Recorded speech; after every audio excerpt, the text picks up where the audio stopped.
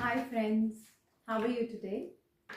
Today is the day 7 of the shadow work and shadow work जैसे आपको अभी तक पता है अगर आप 6 days से shadow work कर रहे हैं it is actually training your mind to serve you.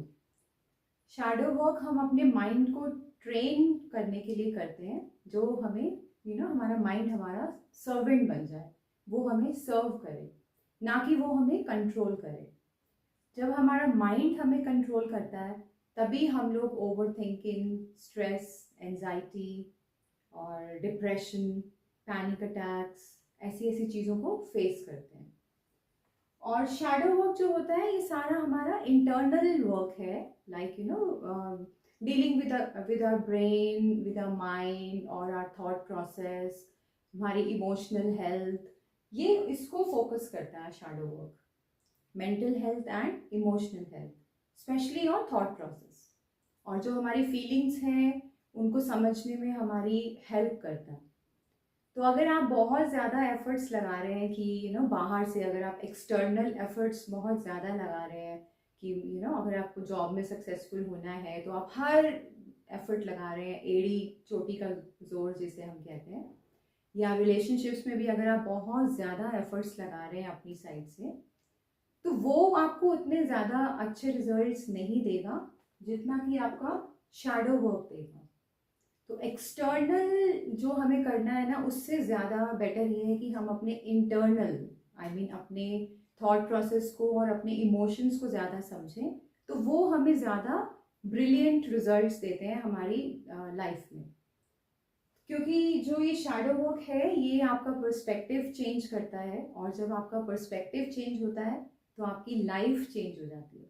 आप अपने मन मुताबिक अपनी जो डिज़ायर्ड लाइफ है वो आप अचीव कर सकते हैं.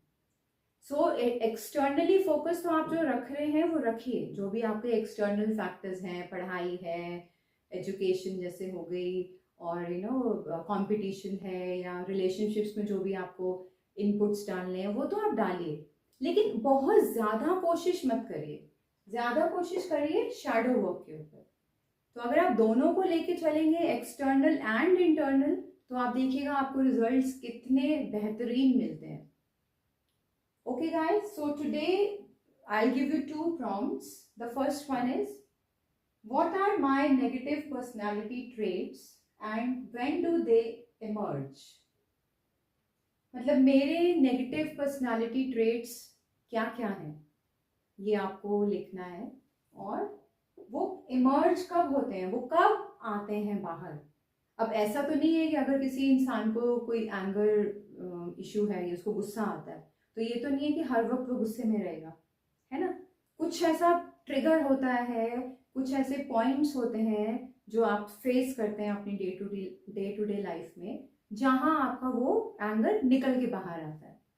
तो वही आपको देखना है कि वो कब इमर्ज करता है, किस किस सिचुएशन में आपको ऐसा लगता है कि आपके जो नेगेटिव ट्रेट्स हैं वो बाहर आ रहे हैं. स्ट्रेस है, एंगर है, देन जेलसी हो गई, हेट्रेट हो गया, और यही सब चीज़ें होती हैं जो हमारे नेगेटिव ट्रेट्स होते हैं. डिसऑनेस्टी, कुछ लोगों को हैबिट होती है डिसऑनेस्टी की, वो मतलब ऑनेस्ट रह ही नहीं पाते हैं. उनको एक अंदर से एक मज़ा आता है अगर आप किसी को चीट करते हैं, किसी को बिट्रे करते हैं. तो वही आपको देखना है कि वो कैसे इमर्ज होते हैं. Then the second one is, if I could say one thing to the person who has hurt me the most, what would it be and why? अगर आपको एक चीज किसी इंसान को जिसने आपको बहुत हर्ट किया हो उसको कहनी हो तो आप क्या कहेंगे उसे, एंड वाई, क्यों. ये बहुत इंपॉर्टेंट है, क्यों कहेंगे उसे. सपोज आपको आपके बॉस ने, या सपोज आपके पार्टनर ने, आपकी वाइफ ने, या आपके हस्बैंड ने, या आपके पेरेंट्स ने, किसी भी एक रिलेशनशिप ने जिसने आपको बहुत हर्ट किया हो, बहुत ज़्यादा पिंच हुआ हो आपको कहीं पे अंदर, तो उसको आप कुछ कहना चाहते हैं जो उस टाइम आप शायद नहीं कह पाए होंगे, आपने वो सप्रेस कर लिया होगा ये सोच के कि नहीं उसको बुरा लगेगा या उसकी डिसरिस्पेक्ट हो जाएगी.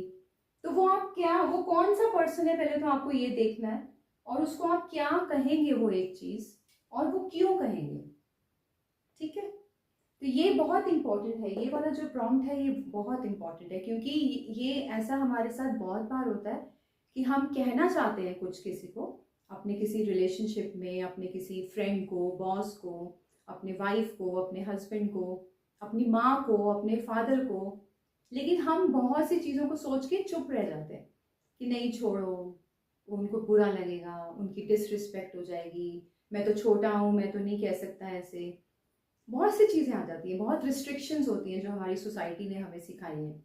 तो वो आपको देखना है कि आपको वो क्यों कहना है उस इंसान को और क्या कहना है।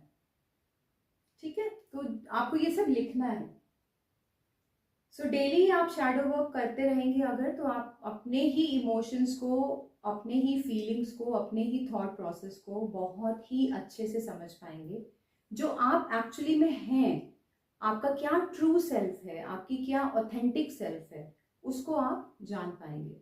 जो भी हमने लेयर्स लगा रखी है ना ऊपर, अपने सोसाइटी की प्रोग्रामिंग है, हमारे पेरेंट्स की प्रोग्रामिंग है, हमारे फ्रेंड्स की प्रोग्रामिंग है, वो लेयर्स जब सारी हटेंगी तो आप एक्चुअली में क्या हो वो आप निकलोगे अंदर से, और उसी को हेल्प करता है shadow work. Okay guys, I will see you tomorrow. Please like, share and subscribe to my channel. Thank you so much. Bye.